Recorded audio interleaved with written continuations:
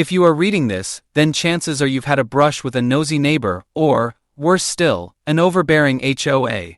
But have you ever encountered one that chose to create its own private police force with flashing lights and delusions of grandeur?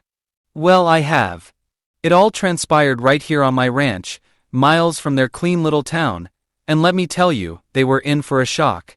What they perceived would be an easy raid became something they could never have envisioned. This is a tale you won't want to miss. It began around 5 years ago when I finally did it, purchased 60 acres of rolling hills in Texas.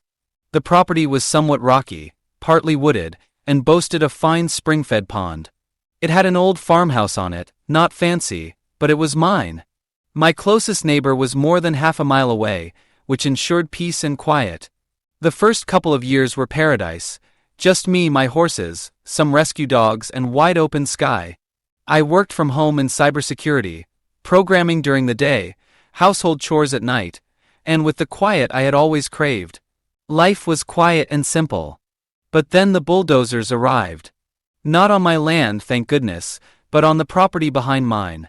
A developer had purchased it and intended to construct one of those soulless, cookie-cutter developments, Harmony Creek Estates. I didn't mind at first. It was sufficiently distant, screened by trees and a little creek. Maybe there'd be some extra traffic along the county road, but I thought, live and let live. I was unaware that in the background was an HOA managed by Bob Jenkins, a retired middle management careerman who obviously had a need to have some power. Bob apparently felt his HOA authority reached as far as the new homes and manicured lawns of Harmony Creek. And then the trouble began. My initial hint was a shiny welcome package jammed into my mailbox, a package bursting with regulations, from pre-approved paint colors to lawn mowing height rules, and even restrictions on garbage cans. I chuckled and discarded it, thinking that it was an error. Unbeknownst to me, that was only the start. A month later, I received a certified letter from Bob Jenkins himself, claiming that my horses, which were barely visible from his precious community, violated their aesthetic standards. They demanded that I either build a privacy screen or relocate my animals. To make matters worse, they included diagrams for a white vinyl picket fence and warned of daily fines if I didn't comply. I was stunned. This was not only ridiculous, it was a violation of my privacy. My initial reaction was courteous but unyielding. I wrote a letter stating my property was not under their HOA rules, and that they had no jurisdiction here. I thought that would be the end of the matter. But Bob Jenkins had other ideas. 2 weeks passed, and I received a second certified letter. This time, it came from their legal counsel, filled with pictures of my property from what appeared to be a serious telephoto lens. They were calling for immediate obedience to their regulations, and the penalties were mounting daily. This wasn't petty anymore, this was harassment. That's when I got curious. I made contact with the county zoning office, and the clerk there assured me that the ordinance Bob had quoted didn't even pertain to me. My property wasn't even within their HOA's territory. But Bob didn't let that deter him. I discovered from a neighbor that Bob had been discussing raising his own security force, complete with uniforms and patrol vehicles. He was attempting to get the HOA to pay for a private police department, all in an effort to manage a neighborhood that he didn't even own. This was turning into more than a pestering neighbor situation. It was a legal disaster waiting to happen. I contacted my lawyer cousin Mark, who's also an expert at handling bullies. He told me to document everything, and even install security cameras to record any additional trespassing or spying by Bob's HOA. Surprisingly, the HOA's conduct was probably illegal, and if Bob attempted to enforce his rules outside of his property, he'd be in serious legal jeopardy. So, I set up cameras, documented every letter, and prepared for the next round. I knew Bob was trying to push his luck, but he had no idea what he was getting into. This was no longer just about some horses in a pasture. It was a battle of wills, and I wasn't about to let him win. Stay tuned for what happens next. It is going to get much wilder as I confront this HOA and their delusions of power. A few $1,000s worth of fines had accrued for my horses, the trailer, the garden, and even a supposed infraction regarding my fence along the community line, which had stood for well over 50 years. It was the same old barbed wire fence that had always contained my livestock, but now they were saying it infringed on HOA aesthetic standards. And to make matters worse, the notice came with poorly focused photos of a few loose wires, and they threatened liens on my property and additional litigation if I didn't comply. With this notice came a glossy pamphlet for the Harmony Creek Community Safety Patrol, with pictures of two men wearing security guard uniforms. One of them was Bob Jenkins himself, standing in front of an official-looking decal-covered white Ford Explorer with an amber light bar. I could feel the blood drain from my face. These people were not kidding. They had actually established their own false police force, and now they were billing me like they were some sort of legitimate agency. This went too far. Mark, my attorney cousin, was correct. Bob Jenkins and his so-called security patrol were charging full speed into a cliff, and I had to be prepared when they went over. But merely recording and defending would not be sufficient. Bob and his rent-a-cops could use a good lesson, and I had the perfect people in mind to give it to them. While scrolling through my phone book, I stopped at the name Chaos. Chaos, or Chuck to his mother, was an old Army friend and president of the local Steel Dragons motorcycle club. These weren't your average outlaw bikers. Most of them were vets, tradesmen, and small business owners who enjoyed riding and did a lot of charity work. They also didn't have much patience with bullies, and I thought they'd be the perfect crew to send a message to Bob Jenkins. I got Chuck on the phone, and after a few words I ran the idea by him. "Hi, Chaos, I was thinking, why don't you put on your annual charity barbecue at my ranch this year?" I described how I got the feeling that my HOA neighbors would arrive by mid-July, and I thought it would be good for them to witness a big group of patriotic, barbecue-loving citizens exercising their constitutional right to peacefully assemble. The Steel Dragons would be an ideal visual threat for Bob Jenkins' bogus police department. I loved the concept, and we agreed on the third Saturday in July. The HOA didn't let up during the course of the next few weeks. I saw the white Ford Explorer driving slowly down the county road in front of my entrance a number of times. They were obviously monitoring me, and their little community safety patrol was watching over things. I kept it all documented. Every drive-by, every letter, every photo they snapped. I even assembled all of the footage and copies of their letters and sent it to Mark. He was thrilled. "This is gold," he told me. "They're working our case for us." But Bob was not satisfied with simply sneaking around from afar. One afternoon, as I was repairing my fence, Bob Jenkins and one of his toadies drove up on the county road. Bob, dressed in his full uniform, approached my property and attempted to confront me regarding the fence. I informed him to leave my property, and clearly stated that his HOA had no authority here. He seethed, but in the end he was forced to leave. That was the moment I knew he was desperate, and things were going to get even nastier. I intensified preparations for the barbecue, ensuring that all was ready. I called Chuck once more, and the Steel Dragons were completely sold on it. The message had reached them, and they were anticipating a large crowd. Everything looked fine by morning, with more than 100 motorcycles parked, families assembling, and the environment serene but charged with energy. The barbecue was going full throttle by noontime, with grills packed with brisket, ribs, and chicken. The smell of laughter and music filled the atmosphere. Then, as I had expected, I got a last-minute notice from the HOA. It was taped to my gate post, laminated and zip-tied, threatening that they would go onto my property on the day of the barbecue to record infractions and take necessary abatement measures. They referenced their fake bylaws and the inapplicable county ordinance once again, but now they were entering the realm of clear illegal behavior. I passed the notice along to Mark, who was ecstatic. "They put it in writing," he exclaimed. "This is a gift. We've got them right where we want them." He instructed me to make the county sheriff's non-emergency number that morning to let them know what was about to go down. So I did, just to be safe. I wasn't anticipating any trouble, but I wanted to alert the sheriff's department to what could go down. Saturday morning broke sunny and bright, and by midday, the Steel Dragons had arrived. The location was like something out of a film. Bikes lining every inch, families having fun, and the aroma of barbecue wafting through the air. Chaos tracked me down next to the farmhouse, beaming from side to side. "Looks great, man," he spoke. "I think your buddy Bob will enjoy the welcome party." As the afternoon progressed, the throng increased, and it was like a real community event. Everybody was having a good time, sharing food and celebrating. It was chaotic calm in the very best sense.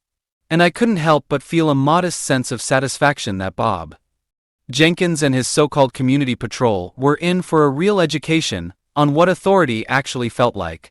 The stage was set and all was in position. Now it just remained for Bob and his Keystone Cops to make their entrance, and for the Steel Dragons to partake in some barbecue. The confrontation was inevitable, but as the day progressed, it was apparent that the true power was not in the hands of Bob Jenkins and his small imitation police force. It was in the hands of the people who had gathered to do what was right. The situation was nothing short of a spectacle. Standing next to chaos and observing the unfolding scene, I couldn't help but match his smile.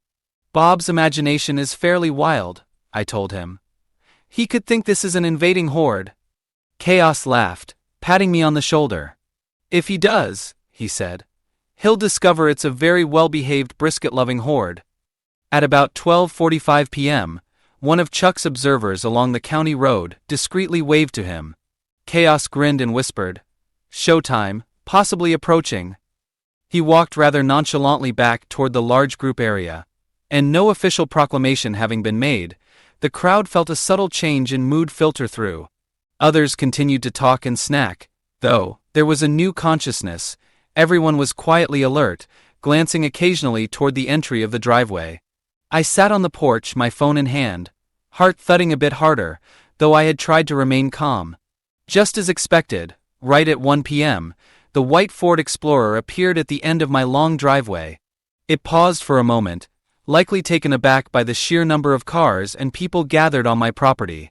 Slowly, the SUV started driving up, its amber lights flashing aimlessly in the bright sunlight. This was it. The Harmony Creek Community Safety Patrol was making its move. The Explorer came to a stop some 50 yards from the farmhouse, in front of a line of parked motorcycles. Bob Jenkins emerged from the passenger side, tugging at his billed hat, seeming smaller than usual against the crowd. His companion, the driver, appeared youthful and obviously jittery, his eyes sweeping around at the bikers who had all ceased talking and were now staring at them.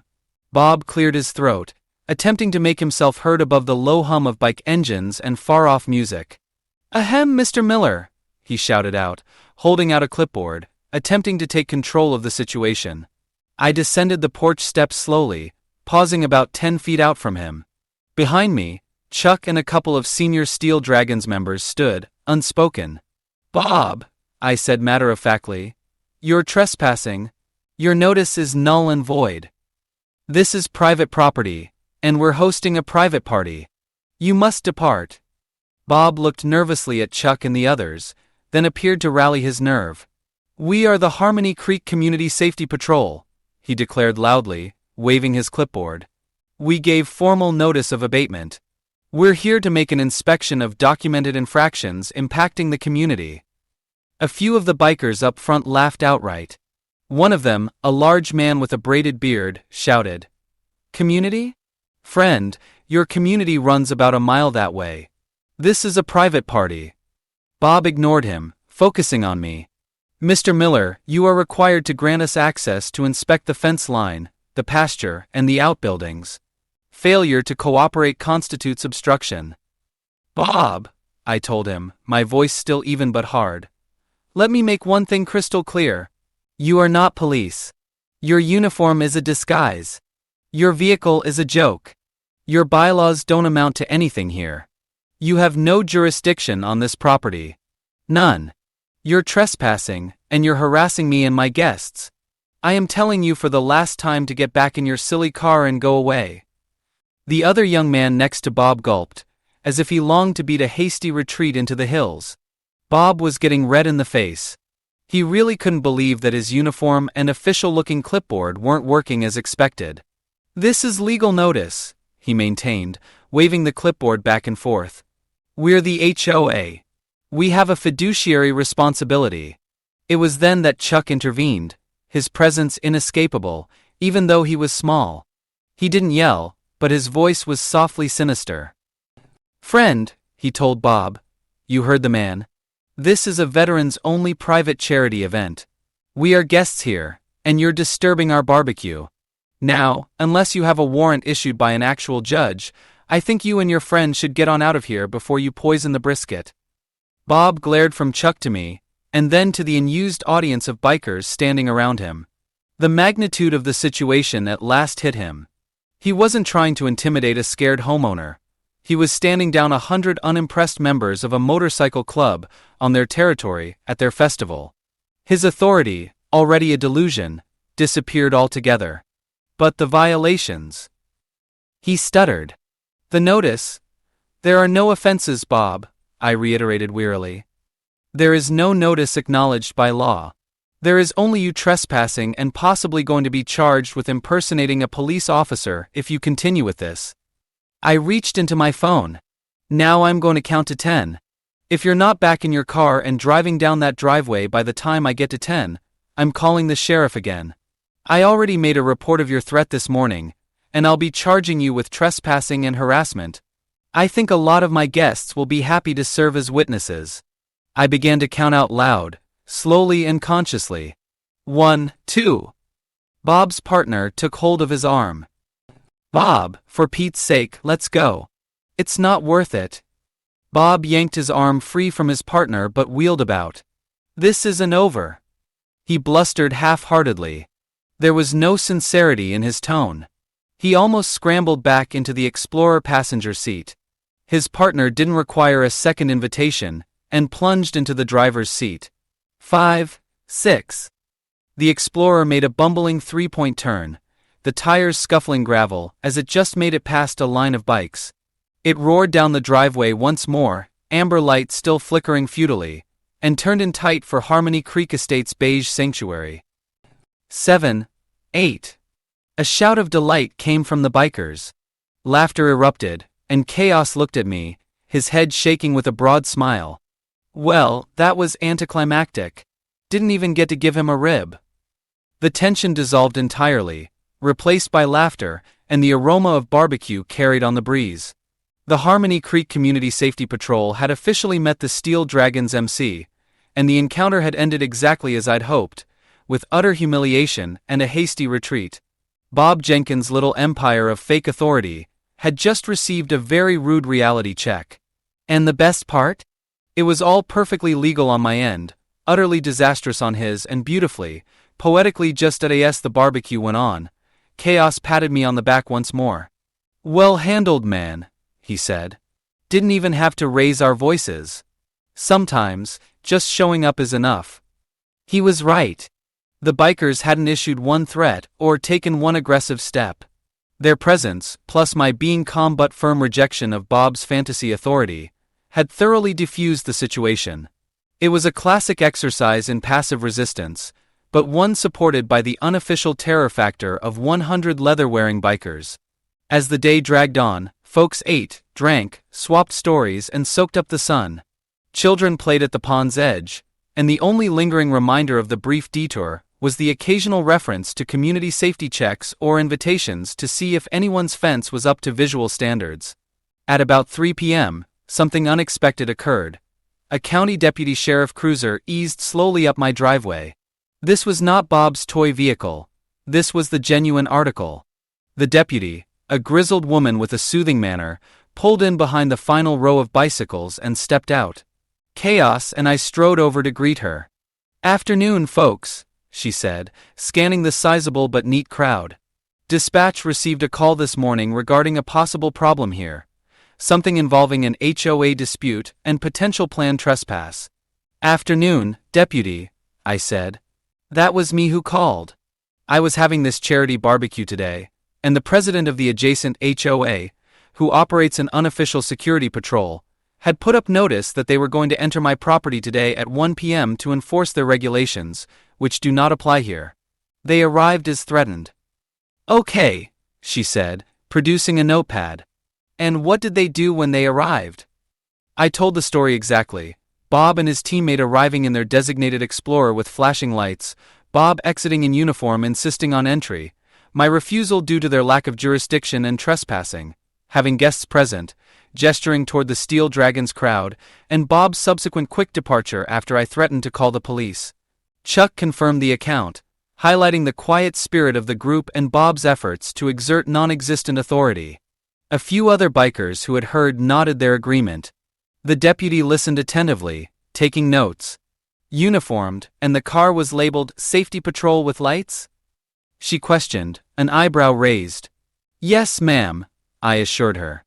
Navy blue uniforms, patches, construct hats, white Explorer with Harmony Creek Community Safety Patrol stickers, and amber light bar. I held up the pictures I had snapped of the flyer on my gatepost, and the images from the HOA brochure with Bob and his partner in uniform next to the vehicle. Her facial expression grew decidedly less neutral. Right, she spoke slowly. Unofficial patrol, uniforms, tagged car with lights of emergency, attempting to enforce rules off their own grounds. This crosses a few lines. She requested my name and Bob Jenkins and the name of the HOA, which I happily gave. She also noted my phone number and Chuck's. Thank you for the information and for keeping your cool. We've had minor dealings with Mr. Jenkins before regarding the HOA rules, she said diplomatically. Nothing rising to this level, though. Impersonating an officer, or even creating the appearance of official authority, to intimidate is a serious matter. We'll be paying Mr. Jenkins a visit to discuss his patrol activities. She nodded to the crowd. Appears to be a well-organized event. Just keep the noise down and see that everyone gets home safely. And with that, she got back into her cruiser and drove off. Chaos whistled softly. Appears Bob's about to have a real authority figure questioning him. You might have just saved the entire county from trouble. The rest of the barbecue went well. The Steel Dragons brought in a good amount of money for their Veterans Fund. Everyone had a wonderful time, and by nightfall the bikes roared off down the county road, leaving my ranch quiet again. The cleanup was complete, and you could hardly tell such a big crowd had been there, except for some flattened grass where the bikes had parked. But the fallout from Bob Jenkins' disastrous raid was just beginning. A couple of days later, Mark called me, barely containing his excitement. You are not going to believe this, he started. Remember that deputy who came out? She filed a detailed report, including the potential impersonation issues. It got kicked up the chain. The county attorney's office is looking into it. Apparently, Bob didn't just buy security guard uniforms. He selected a color scheme and patch design intentionally identical to the constable's, and even the vehicle markings were borderline misleading. Add to that what he was doing, demanding entry, citing false authority, flashing lights off HOA property, and they may have enough for misdemeanor complaints, perhaps even a felony count, depending on how aggressively they want to pursue the impersonation theory. But that was not everything. The deputy's call to Bob Jenkins apparently hadn't gone well for Bob. As Mark had his sources, Bob had attempted to bluster and rationalize what he'd done, asserting he was doing a critical community service. Confronted with the details, the uniform, the lights, the intrusion onto my ranch, the sheer illegality of attempting to enforce HOA rules on non-HOA property, Bob is said to have become combative, berating the sheriff's department for not backing law-abiding communities like Harmony Creek. This demeanor did not win him friends among the investigators. Moreover, news of the raid and the altercation with the bikers had spread like wildfire through Harmony Creek estates. Someone had to have witnessed the HCCSP Explorer escape back into the development, or maybe Bob's partner in crime had spilled. The HOA message boards flared to life, but not with anger at me. It was the community that was angry, all their anger focused at Bob. They were not paying higher dues for better security, but for the HOA president to role-play a cop, engage in fights with neighbors, and possibly get the whole community in legal jeopardy. The fallout from Bob Jenkins' ill-fated raid was almost instantaneous and brutal. There was an emergency HOA meeting, and as Dale told me, my construction source still with contacts in the neighborhood, it was ugly. The residents were outraged, demanding an explanation of the budget for the safety patrol, its jurisdiction, and Bob's behavior.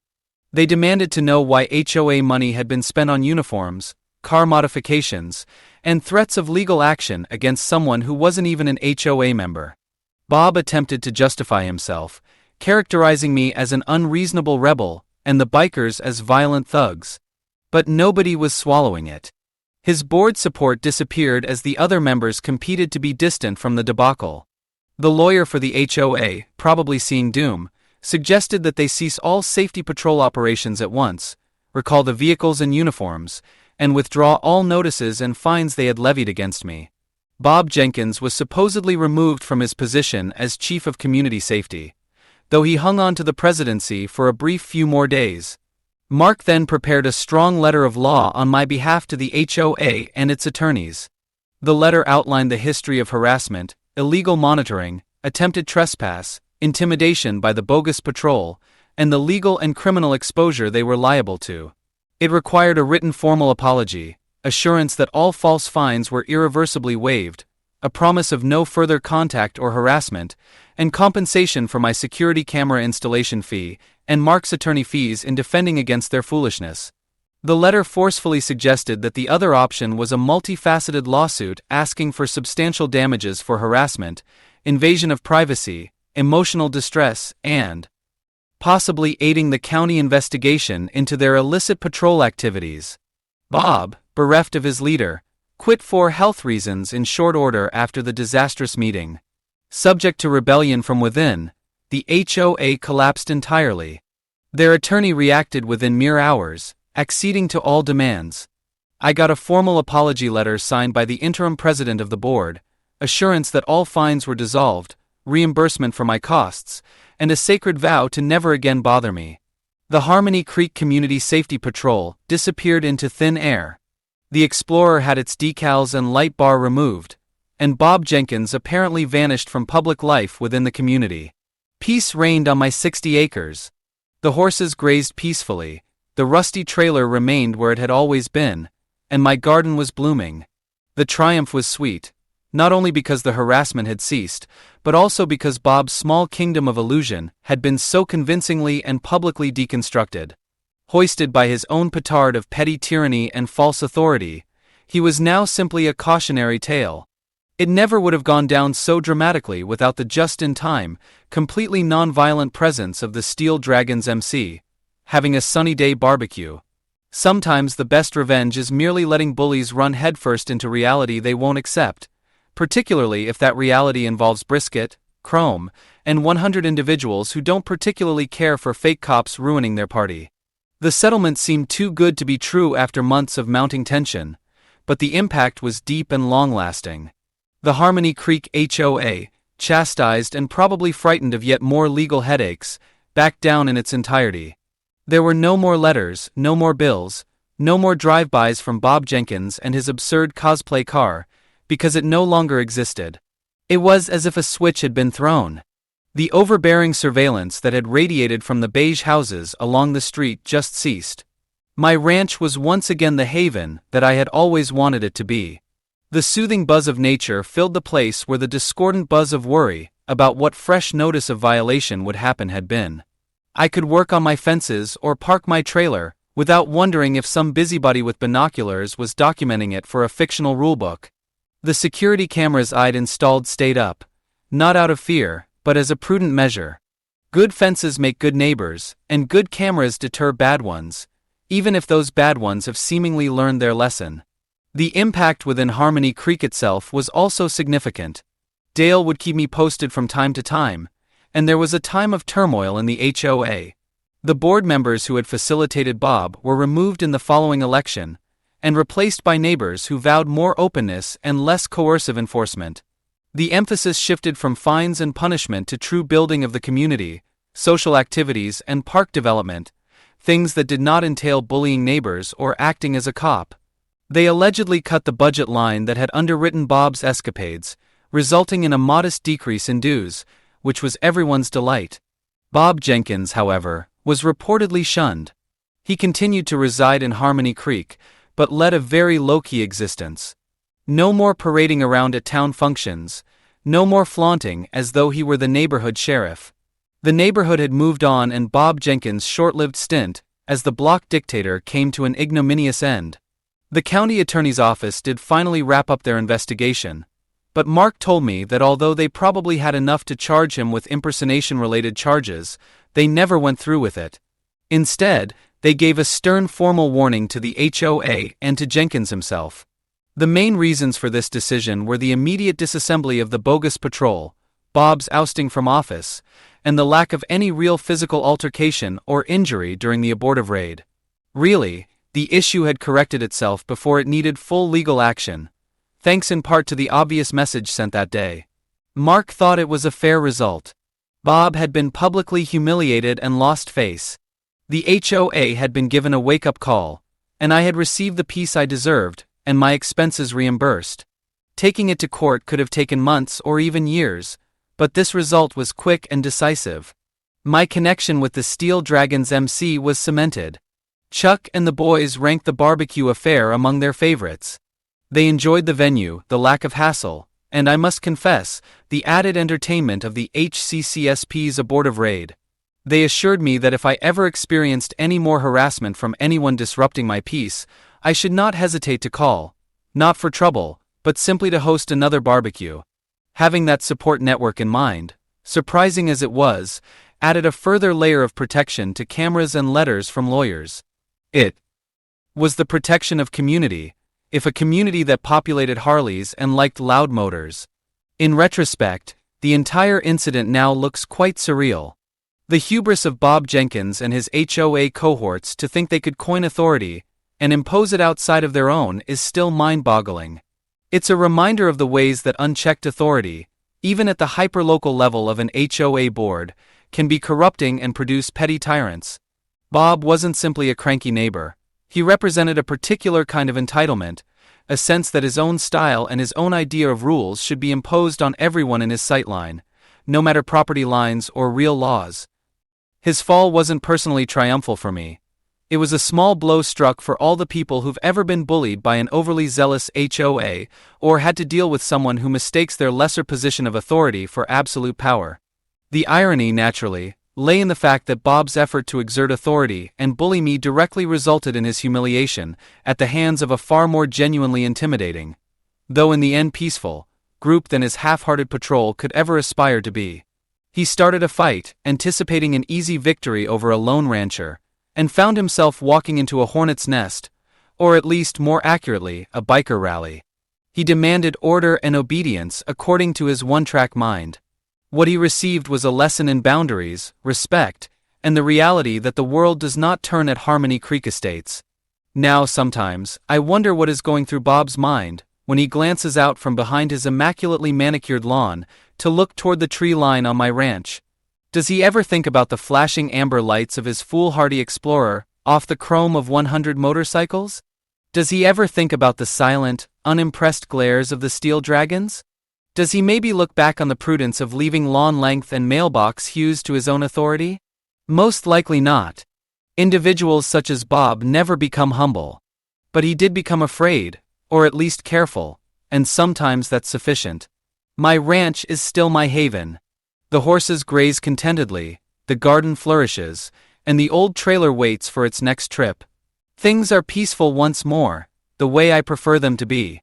Each summer mid-July, the roar of engines echoes through the air for a day as the Steel Dragons come back for their yearly charity barbecue, a tradition now well cemented on my 60 acres. It's a good day for a good cause, and perhaps, just perhaps, it acts as a subtle reminder to any would-be neighborhood dictators that some boundaries are best left intact. If you're facing your own HOA nightmare, don't forget to keep a record, be aware of your rights, speak with experts, and sometimes, the unlikeliest of allies will prove most beneficial. Don't let people like Bob Jenkins wear you down. Hold firm. You'd be amazed at how quickly their manufactured authority dissolves when pitted against determined opposition, and maybe a strategically timed barbecue.